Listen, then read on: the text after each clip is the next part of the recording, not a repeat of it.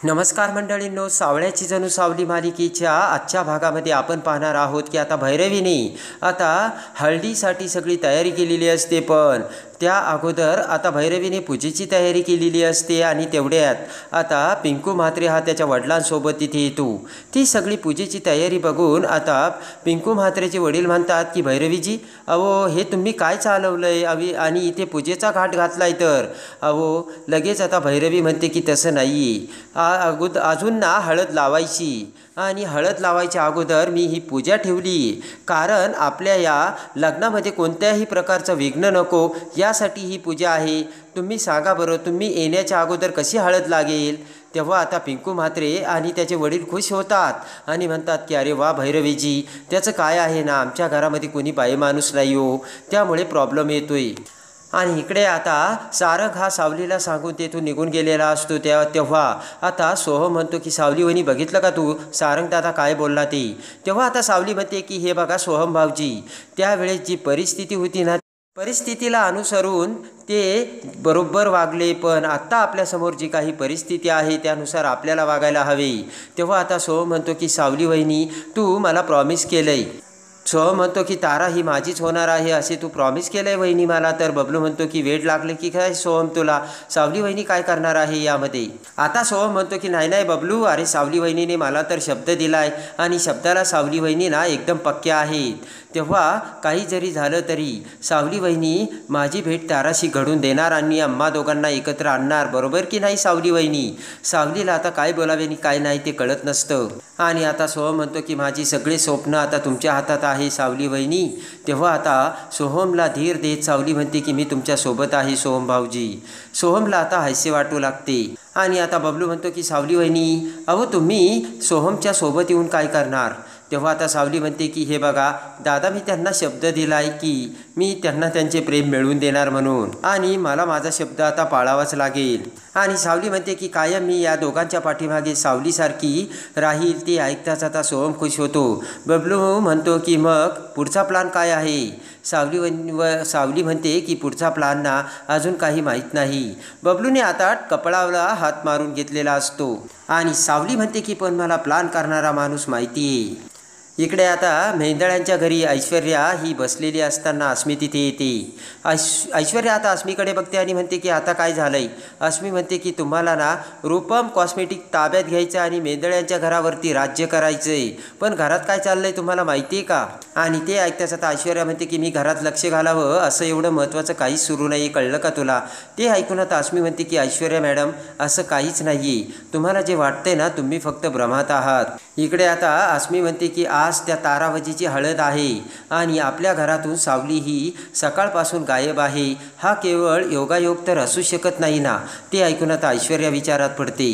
अस्मी म्हणते की जर सोहमने त्या तारावजीसोबत लग्न केलं तर गेल्या वर्षभरातच या घरात पाळणा हालेल ऐश्वर्या मॅडम, आणि मग तुमचा सगळा प्लान हा वाटेवरती येईल। आणि लगेच आता अस्मी म्हणते की फक्त एवढंच घडलंय आणि ते जर तुम्हाला महत्त्वाचं वाटत असेल ना, मग तर तुम्ही काहीतरी करा, आणि जर महत्त्वाचं वाटत नसेल तर मग जाऊ द्या। आणि इकडे आता सोहम, बबलू आणि एक सावली तिघेही आता जगन्नाथकडे आलेले असतात आणि जगन्नाथला सगळी हकीकत सांगतात। आता ते सगळं ऐकून घेतल्यानंतर आता जगन्नाथ म्हणतो की अच्छा, म्हणजे अजून तिलोत्तमा मॅडम तुमच्या अजूनही भानावर आलेल्या नाहीयेत। सोहम म्हणतो की पण भैरवीजी अशा का वागतात ना तेच काही कळत नाही।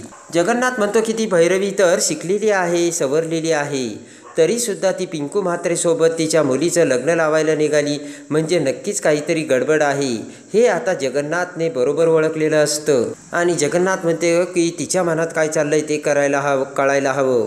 आता सोहम म्हणतो तेच तर कळत नाही। तेव्हा आता जगन्नाथ म्हणतो की ती भैरवी वजे आहे ना, परजीवी आहे, परजीवी, दुसऱ्यावरती जगते, दुसऱ्यावरती अवलंबून आहे ती, आणि ती भैरवीजी ना डोक्यावर पडलेली आहे। सोहम म्हणतो की परजीवी म्हणजे? जगन्नाथ म्हणतो की परजीवी म्हणजे मुलीच्या जीवावर जगते आणि आता पिंकू म्हात्रेच्या जीवावर जगण्याचा ती कदाचित प्रयत्न करत असेल। आणि त्यानंतर आता सावली म्हणते की जगन्नाथजी, पण यावरती काही उपाय आहे का? ते ऐकताच आता जगन्नाथ सावलीला बाजूला बोलावतो। सावलीच्या खांद्यावर हात ठेवत आता बाजूला घेऊन येतात जगन्नाथ म्हणतो की सावली, तू काय करते तुला कळतंय का? तू त्या तारावजेला तुझ्या घरी घेऊन येते आणि त्यानंतर तुझी काय हालत होणार तुला कळतंय का? आणि जगन्नाथ म्हणतो की असला जळता निखारा ना घराच्या बाहेर ठेवायचा असतो सावली. आणि लगेच आता सावली म्हणते की मला माहिती आहे, पण आत्ता सध्या सोहम भाऊजींचं मला जास्त महत्त्वाचं आहे. आणि आता जगन्नाथची बायको म्हणते की सावली, पण त्यासाठी तू स्वतःच्या रस्त्यामध्ये काटे आसरे पसरून का घेतेस? आणि आता जगन्नाथची बायको म्हणते, हे बघ, ज्या लोकांना ना तुला त्या घरापासून बाजूला ठेवायचंय त्याच लोकांची तू मदत करते सावली. इकडे आता सावली म्हणते की मला माहिती आहे, मी भैरवी आणि तारा दोघींनाही ओळखते. ती तारा कशी वागते ना ते सुद्धा मला माहिती. पण आता सध्या सोहम भाऊजीच्या मनाचा प्रश्न आहे, त्यांच्या प्रेमाचा प्रश्न आहे. इकडे आता सावली म्हणते की ती तारा आहे ना भैरवीजी माईच्या हातचं खेळणं आहे आणि भैरवी जे सांगेल ते करायला ती तयार होते. सावली म्हणते मला असं वाटतंय की भैरवी बाईपासून ती जर लांब गेली तर ती नीट वागेल. आणि ते ऐकताच आता जगन्नाथ सावलीचे हात पकडतो. सावलीचे हात पकडून आता जगन्नाथ सावलीच्या पाया पडू लागतो आणि म्हणतो की धन्य आहे माऊली, तू खरंच धन्य आहे आणि दुसऱ्यासाठी तू एवढा त्याग करतेस. हसता जगन्नाथ म्हणतो की कधीतरी समोरच्याचं वाईट चिंतत तरी जा, किमान शत्रूचं तरी. सावली म्हणते की ते तर रक्तास असावं लागतं, मी तर सावळ्याची सावली आहे. आणि लगेच आता सावली म्हणते की माझ्या हातून मी कधीच कुणाचं वाईट होऊ देणार नाही. आणि तसाही मी सोहम भाऊजींना शब्द दिलाय आता की ताराला आणि त्यांना मी एकत्र आणील म्हणून. आणि आता जगन्नाथची बायको म्हणते की याची तर आम्हाला जाणीव आहे, कारण सावली तू जर शब्द दिला तर तू काही मागं फिरणारी नाही हे सुद्धा आम्हाला माहिती. सावली आता खुश होते. आणि आता खुश होऊन जगन्नाथची बायको सोहम आणि बबलूला त्यांच्याकडे बोलावते.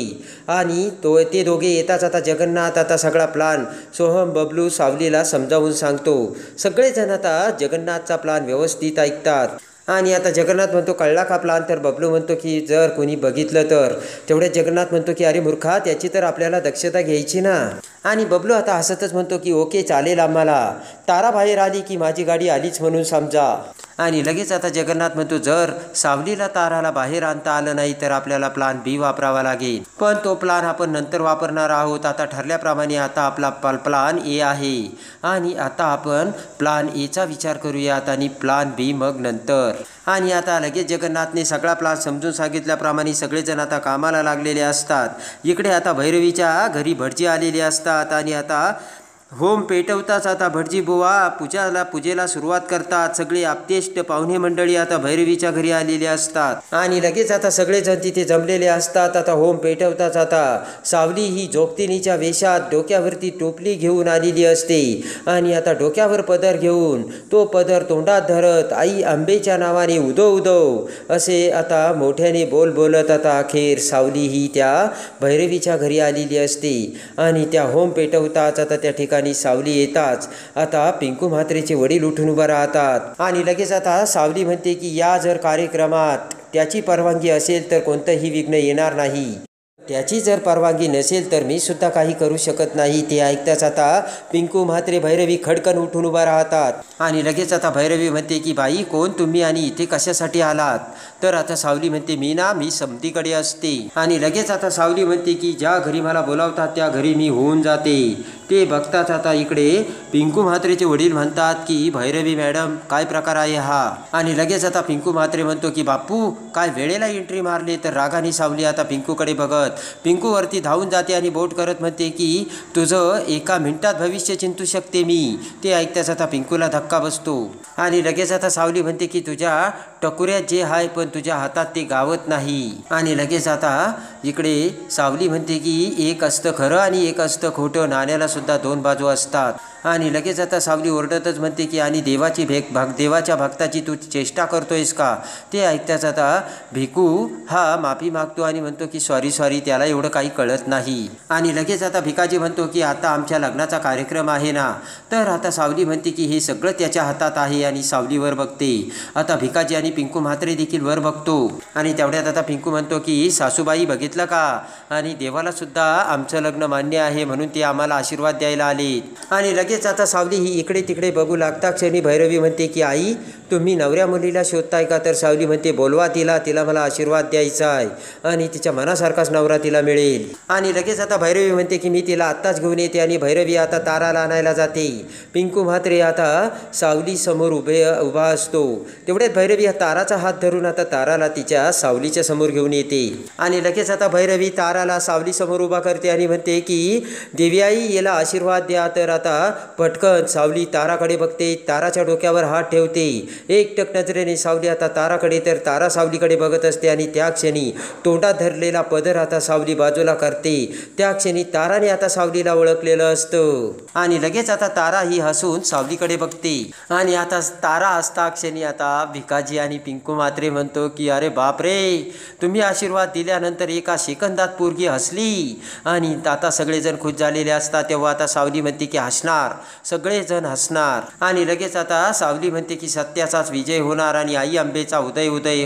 सगळेजण आता देवीचा जय जयकार करू लागतात आणि तेवढ्यात आता सावली तिची टोपली खाली ठेवते आणि लगेच आता सावली तारासमोर येते. ताराच्या डोक्यावर हात ठेवत म्हणते की बाई आशीर्वाद घे आणि तारा सावलीच्या पाया पडते. पुन्हा आता आई अंबेचा उदो उदो असे म्हणत आता सावली इकडे तिकडे फिरू लागते आणि लगेच आता तो होम पेटवण्याच्या ठिकाणी आता सावली जाते आणि तो होम पेटलेला असतो. पटकन तिच्या हातातील पावडर सावली त्या होमामध्ये टाकते आणि सगळीकडे धूर पसरलेला असतो. सगळेजण आता खोकू लागतात. सगळ्यांच्या डोळ्यात तोंडात तो धूर जाऊ लागतो आणि सगळ्यांना आता काही दिसेनासं होतं. आणि त्या क्षणी इकडे आता भैरवीने ताराचा हात धरलेला असतो. सगळ्यांना दिसेनासं होत असतं. सगळेजण डोळे चोळत असतात आणि त्या धुरामध्ये आता सोहम देखील तोंडाला मास्क लावून तिथे आलेला असतो. त्या क्षणी सावली आता ताराला बघते आणि पटकन आता पिंकू म्हात्रेचा हात धरून सावली आता पिंकू म्हात्रेला भैरवी शेजारी घेऊन येते. भैरवीच्या हातातील ताराचा हात आता सोडून सावली ही भैरवीचा हात आता पिंकू म्हात्रेच्या हातात देते आणि ताराला घेऊन आता सावली बाजूला जाते. आणि त्या क्षणी आता सोहम हा ताराला भेटलेला असतो आणि सोहमला बघताच तारा खूप खुश होते. पटकन आता सावली, सोहम आणि तारा आता त्या पूजेच्या ठिकाणाहून पळ काढून आता बाहेर जाऊ लागतात. इकडे बबलू गाडी घेऊन तयारच असतो. सोहम, सावली आणि तारा येतात. पटकन आता बबलू दरवाजा उघडतो. सगळेजण आता गाडीमध्ये बसतात आणि त्यानंतर आता सोहम, बबलू आता ताराला घेऊन आता तेथून गाडीमध्ये फरार होऊन निघून गेलेले असतात. इकडे आता सगळेजण डोळे चोळू लागतात. सगळ्यांना आता थोडं थोडं दिसायला लागतं आणि त्याच वेळेस आता पिंकू म्हात्रे आता समोर बघतो तर भैरवीने त्याचा हात धरलेला असतो आणि आता पिंकू म्हात्रे तारा असे म्हणत तिकडे तिकडे शोधू लागतो. पिंकू म्हात्रेला तारा कुठे दिसत नसते. मोठ्याने ओरडत आता पिंकू म्हात्रे म्हणतो की बापू तारा हरारारा. आणि लगेच आता भिकाजी म्हणतो की गपरे. आणि तेवढ्यात आता सगळे जण आता ताराला शोधू लागतात. पटकन आता भैरवी तारा तारा अशी हाक मारू लागते. तर तेवढ्यात आता पिंकू म्हात्रेचे वडील आता भैरवीच्या डोक्याला बंदूक लावतात आणि लगेच आता भैरवी ही पाठीमागे बघते तर भिकाजीने भैरवीवरती बंदूक लावलेली असते. आणि लगेच आता भिकाजी म्हणतो की हे सगळं काय प्रकार आहे, हे सगळं आता डिटेलमध्ये सांगायचं आणि तुझ्या पुरीला तू पळवलेस की नाही. तर आता भैरवी म्हणते की काय मूर्खपणा लावलाय हा. तर आता भिकाजी म्हणतो की मग आता सगळं का केलं ते तरी सांग. आणि लगेच आता भैरवी म्हणते की काय बोलतायत ते तुम्ही, माझ्या मुलीला मी कसं पळवीन, हे पूजा वगैरे सगळं काही मी ठेवलं होतं आणि मी कशाला पळवीन, तुम्हाला कळतंय का काही. आणि लगेच आता भिकाजी म्हणतो की याला भिका म्हात्रे म्हणतात आणि तुझ्या पुरीचं बाहेर लफडं होतं आणि म्हणून तू तिला पळवलंस आणि हे सगळं केलं आणि हा पूजेचा घाट घातला, बरोबर ना. आणि लगेच आता भैरवी म्हणते की अहो तुम्ही काय बोलताय, तुम्हाला कळतंय का, भैरवी वजेने तुम्हाला शब्द दिला होता. भैरवी म्हणते की मुळात भैरवीचा शब्द हलका नाही आहे आणि मीच माझ्या मुलीला मुळात पळवील तरी का, असा तुम्ही विचार करा ना जरा. तर आता भिकाजीसुद्धा विचार करू लागतो. आणि लगेच आता भैरवी म्हणते की तुम्हालासुद्धा तिचं सत्य माहिती, तेव्हा मी एवढी मोठी रिस्क का घेईल तुम्हीच सांगा ना. तर आता भिकाजी ओरडतच म्हणतो माझ्यासमोर अशा गाव गप्पा मारू नकोस. भिकाजी म्हणतो की ते सत्य बित्य ना खड्ड्यात गेलं. भिकाजी म्हणतो की आम्हाला तारा पाहिजे, तारा, कळलं का, नाही तर तुझ्या डोक्यातच गोळी घालील. आता पिंकूला खूप वाईट वाटत असतं. पिंकू रडायलाच लागतो आणि आता पिंकू म्हात्रे रडू लागतो. तर आता भिकाजी म्हणतो की रडू नकोस, तुझं लग्न तारासोबतच होणार. आणि मला भिकाजी म्हात्रे म्हणतात. भैरवी मी तुला सोडणार नाही एवढं तू लक्षात ठेव. आणि आता लगेचच भिकाजी त्याच्या मुलाला म्हणजे पिंकू म्हात्रेला घेऊन गेलेला असतो. इकडे भैरवीला सुद्धा मोठा धक्का बसलेला असतो. तर आता सोहम आणि ताराला एकत्र आणून सावलीने सगळ्यात मोठं काम केलेलं असतं. सोहम ताराचं आता देवळात जाऊन सावली कसे लग्न लावते आणि त्यानंतर आता इकडे भैरवीला सत्य कसे समजते आणि तिलोत्तमा आता सोहम ताराने लग्न लावण्याचे बघून आता कोणते पाऊल उचलणार, तिलोत्तमा आता ताराचा स्वीकार करणार का, हे सगळं बघण्यासाठी आणि सावळ्याची जणू सावली मालिकेच्या डेली अपडेटसाठी बेल नोटिफिकेशनवर क्लिक करून आपल्या चॅनलला लाईक करा, सबस्क्राईब करा.